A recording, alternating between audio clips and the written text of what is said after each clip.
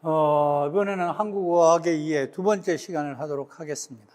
대학에서 이것을 전공하는 사람들을 보면은 이 한국어학을 일주일에 3시간씩 해서 한 학기를 공부하는 분량입니다. 그렇기 때문에 이것만 가지고는 여러분들이 도저히 절대적으로 부족하고 여러분들이 따로 공부를 많이 하시기를 바랍니다. 우리가 이 시간에 살펴볼 것은 두 가지인데요. 요 앞에서 우리가 살펴본 것은 유형적 특징. 다른 언어와 비교를 했을 때 한국어는 유형적으로 어떤 모습을 보이고 있는지, 그것과 함께 한국어 문장이 가지고 있는 특징에 대해서 살펴보았다면은, 두 번째로는 한국어 단어가 가지고 있는 어떤 특징, 단어의 어떤, 그러니까 조라고 이해를 해야 되겠죠.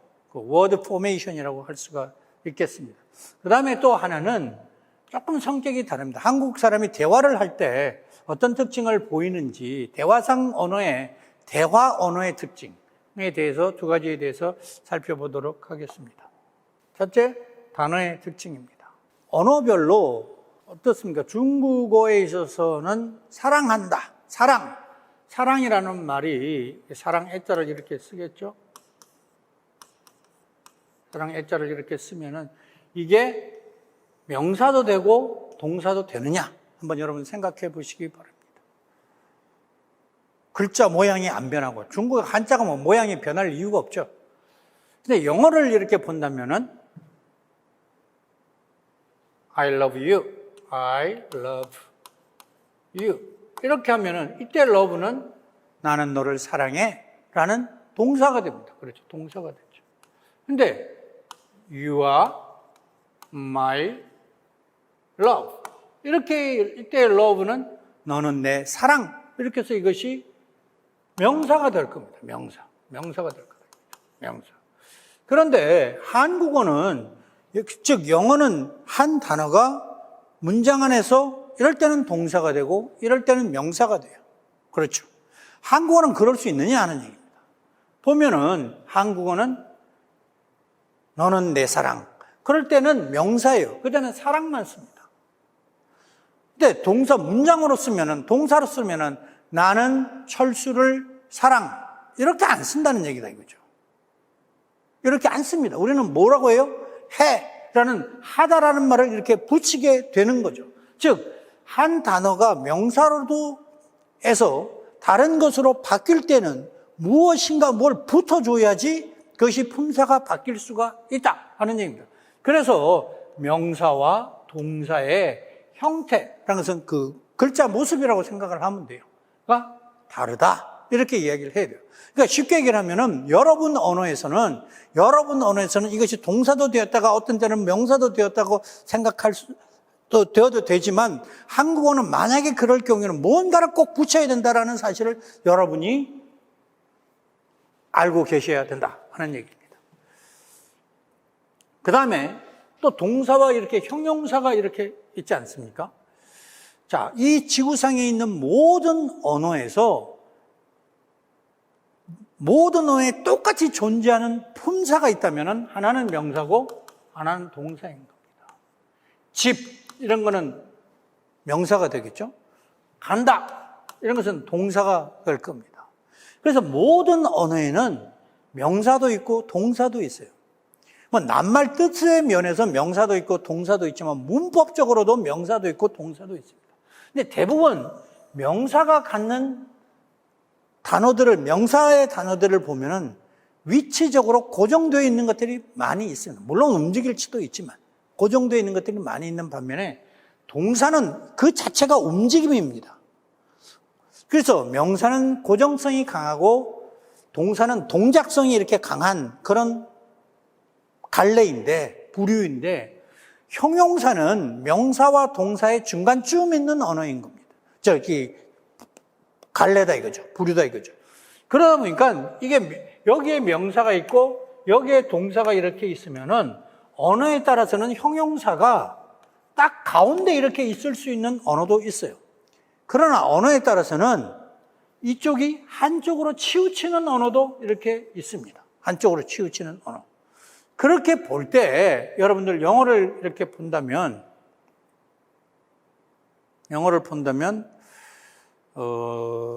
보세요. 영어에서 비동사를 teacher라는 translate라는 것은 명사입니다. 명사가 서술어인 경우에요. happy 이거는 빨간색으로 하면 안 되고 까만색으로 해야 되는데 요 happy는 형용사가 서술어가 된 경우입니다. 그 다음에 여기는 sing 동사가 서술어가 된 경우입니다.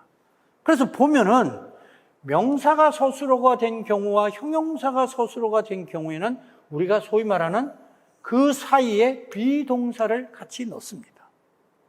그래서 영어에서 형용사는 명사의 성격이 굉장히 강한 그런 언어라고 할 수가 있고 동사가 별개의 언어인 겁니다. 그래서 예를 들어서 그런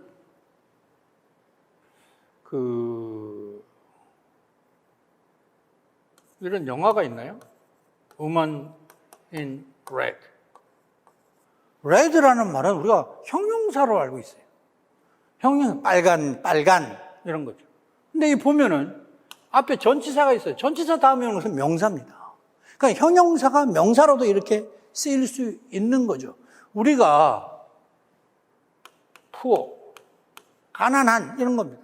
여기다가 더를 이렇게 갖다 붙이면은 가난한 사람 그래서 이렇게 명사가 되는 거예요.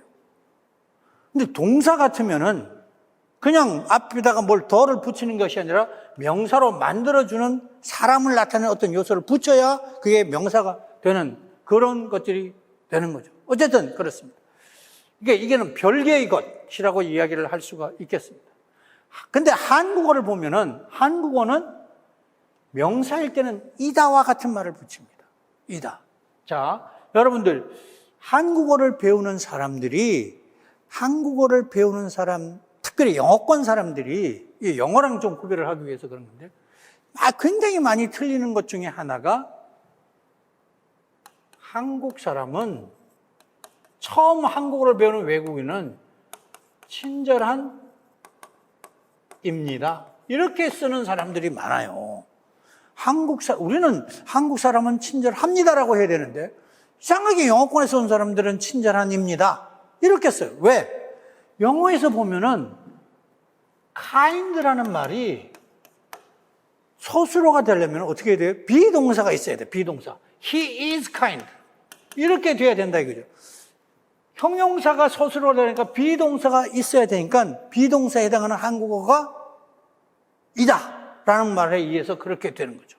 근데 한국어는 그런 언어가 아닙니다. 한국어는 하다, 공부하다, 행복하다, 공부하다 이런 것처럼 형용사는 동사의 성격을 많이 가지고 있는 그런 언어다. 오케이, 지금 제가 이렇게 설명을 했어요.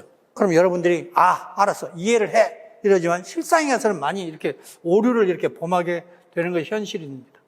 또 세 번째는 동사와 형용사는 반드시 어간 플러스 어미로 되어 있다. 한국어를 처음 배우는 중국 사람들은 예를 들어서 밥 먹어 할 때 먹자.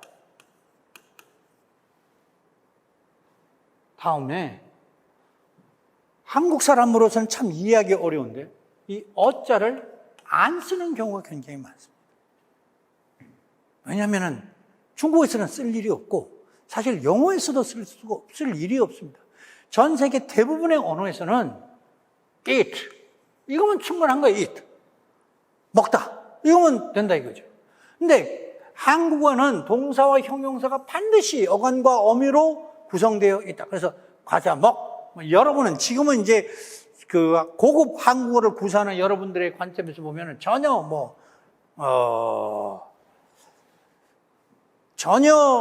저런 것으로는 우리는 안 틀린다 이렇게 이야기를 할 수는 있죠. 물론 여러분들이 틀릴 리는 없죠. 근데 이런 말 쓰는 사람들도 있습니다. 뚱뚱 사람 이렇게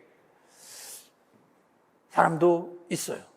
그때는 반드시 뚱뚱한 사람, 어미가 있어야 된다는 사실.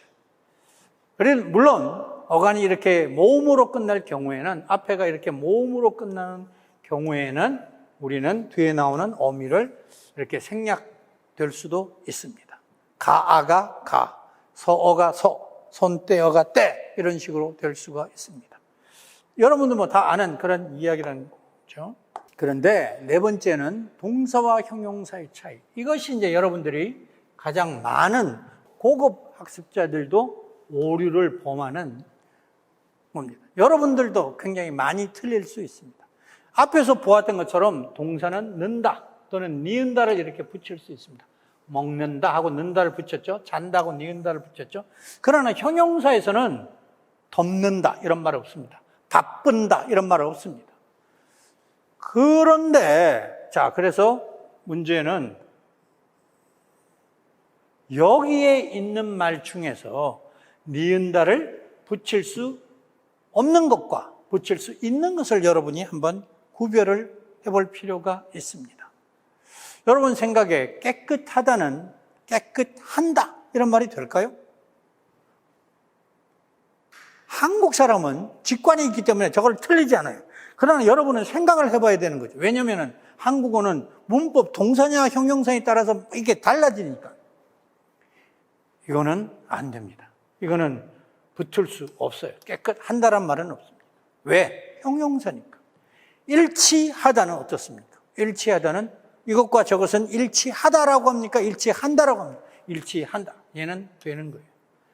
훌륭한다? 안 됩니다. 얘는 안 됩니다. 이렇게 해서 여러분들이 한 번씩 해보시기를 바랍니다. 그런데 이거는 어때요?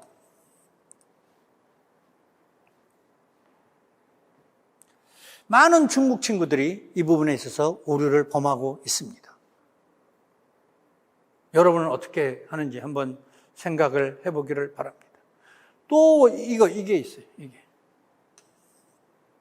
필요하다.